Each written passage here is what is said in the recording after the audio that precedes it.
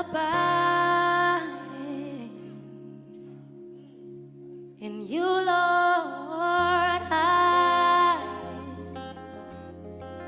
You, Lord, rest in you. We will rest in you. Teach us to wait on you.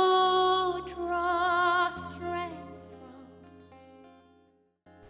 from you, Lord. Philippians 4:8.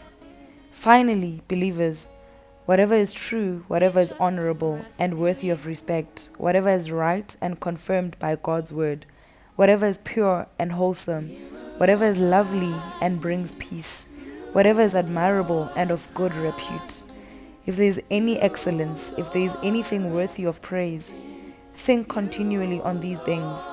Center your mind on them and implant them in your heart. 2 Corinthians 10:5.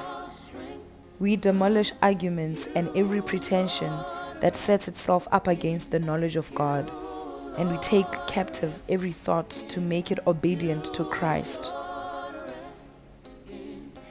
In my 26 years of living, I've learned a lot of things about myself and the world around me.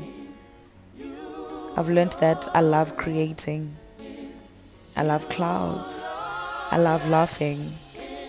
I've also learned that I can be quite sensitive at times and gullible and naive. But I've also learned of my limited knowledge of God and everything else that can come from me. My purpose, my abilities and capabilities played out in full. I've learned that all that I am right now is not all that I can be. I'm capable of much, much more. Like than I am ever losing it because I hold a drop.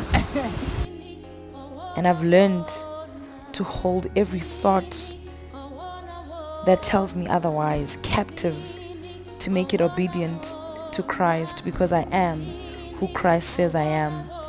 I'm not my circumstances. I'm not my situations. I'm not my past. I'm not my challenges.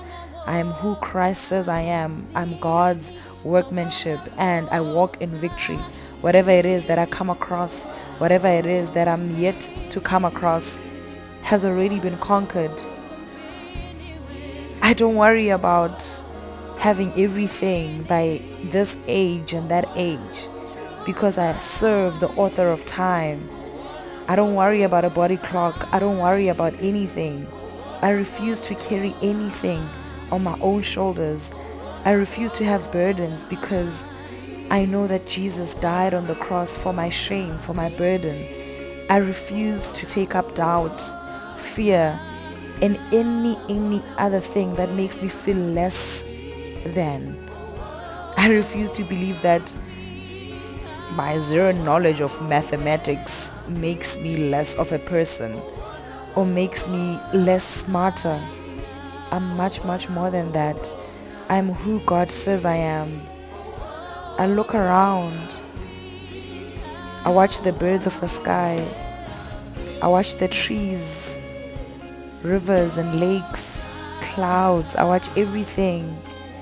And I see everything just standing in its full glory. And I think, who am I not to